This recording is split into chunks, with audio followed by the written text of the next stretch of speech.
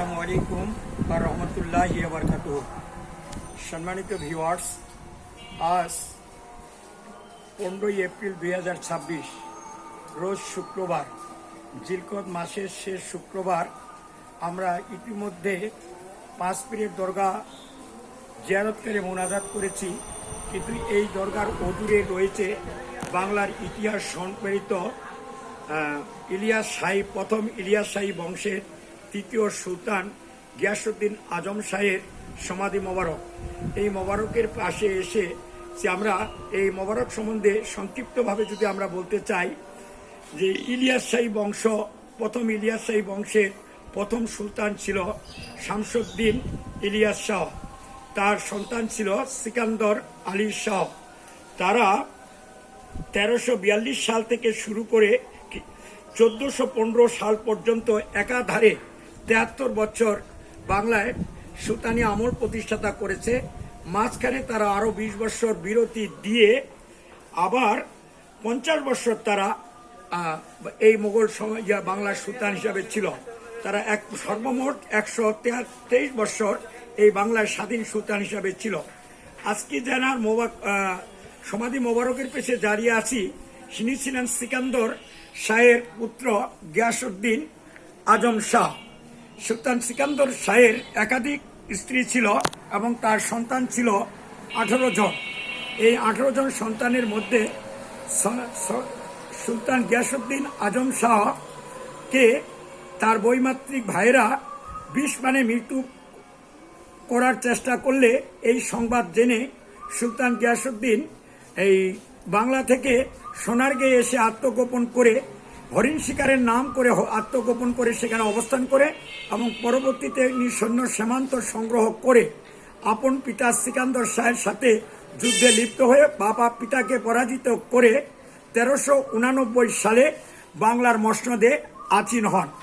এখানে উনি বাংলার মসনদে আসীন হওয়ার পরেই তার বাকি যে 17 জন ভাই ছিল, ইতিহাস বলে তিনি তার একে একে বহু সৈন্য সামন্তকে হত্যা করার পাশাপাশি তার সহোদর ভাইসহ 17 জন ভাইয়ের চোখ তুলে ফেলছিল, যাতে তার ক্ষমতা সুদূর প্রসারী হয়।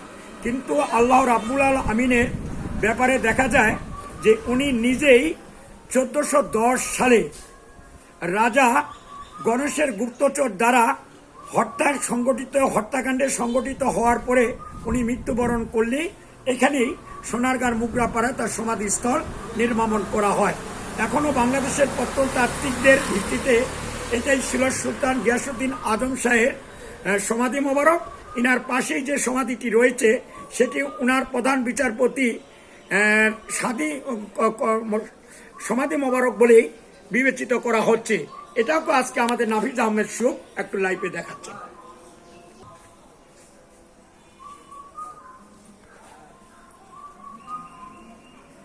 সুলতান গিয়াসউদ্দিন আজম শাহের সমাধি মোবারক জিয়ারত করব এবং মুনাজাত করব, সেটাও আজকে লাইভে দেখানোর চেষ্টা করা হবে। আসসালামু আলাইকুম, আসসালামু আলাইকুম আহলিল কবরে, আসসালামু আলাইকুম আহলিল কবরে, আসসালামু আলাইকুম আহলিল কবরে। আউযু বিল্লাহি মিনাশ শাইতানির রাজিম। বিসমিল্লাহির রহমানির রহিম। আলহামদুলিল্লাহি রাব্বিল আলামিন আর রহমানির রহিম মালিকি ইয়াউমিদ্দিন ইয়াকা না'বুদু ওয়া ইয়াকা নাস্তাঈন ইহদিনাস সিরাতাল মুস্তাকিম সিরাতাল লাযিনা আন'আমতা আলাইহিম গায়রিল মাগদুবি আলাইহিম ওয়ালাদ-দাল্লিন। বিসমিল্লাহির রহমানির রহিম। কুল হুয়াল্লাহু আহাদ আল্লাহুস সামাদ লাম ইয়ালিদ ওয়া লাম ইউলাদ ওয়া লাম ইয়াকুল লাহু কুফুয়ান আহাদ। বিসমিল্লাহির রহমানির রহিম। কুল হুয়াল্লাহু আহাদ আল্লাহুস সামাদ লাম ইয়ালিদ ওয়া লাম ইউলাদ ওয়া লাম ইয়াকুল লাহু কুফুয়ান আহাদ। বিসমিল্লাহির রহমানির রহিম। কুল হুয়াল্লাহু আহাদ আল্লাহুস সামাদ লাম ইয়ালিদ ওয়া লাম ইউলাদ ওয়া লাম ইয়াকুল লাহু কুফুয়ান আহাদ। বিসমিল্লাহির রহমানির রহিম। আল্লাহুম্মা সাল্লি আলা সাইয়্যিদিনা মুহাম্মাদিন সাল্লাল্লাহু আলাইহি ওয়া সাল্লাম। আল্লাহুম্মা সাল্লি আলা সাইয়্যিদিনা মুহাম্মাদিন সাল্লাল্লাহু আলাইহি ওয়া সাল্লাম। আল্লাহুম্মা সাল্লি আলা সাইয়্যিদিনা মুহাম্মাদিন সাল্লাল্লাহু আলাইহি ওয়া সাল্লাম। আল্লাহুম্মা সাল্লি আলা সাইয়্যিদিনা মুহাম্মাদিন সাল্লাল্লাহু আলাইহি ওয়া সাল্লাম। আল্লাহুম্মা আমিন, আল্লাহুম্মা আমিন। রব্বানা তাকাব্বাল মিন্না ইন্নাকা আনতাস সামিউল আলিম ওয়া তুব আলাইনা ইন্নাকা আনতাত তাওয়াবুর রহিম। রব্বানা আতিনা ফিদ দুনিয়া হাসানাতাও ওয়া ফিল আখিরাতি হাসানাতাও ওয়া কিনা আযাবান নার। সাল্লাল্লাহু তাআলা আলা খায়রি খালকিহি মুহাম্মাদি আলিহি ওয়া সাহবিহি আজমাইন বিরহমাতিকা ইয়া রহমানুর রহিম। ইয়া রাব্বুল ইজ্জতের মালিক, ইয়া রহমানুর রহিম, ইয়া গাফুরুর রহিম।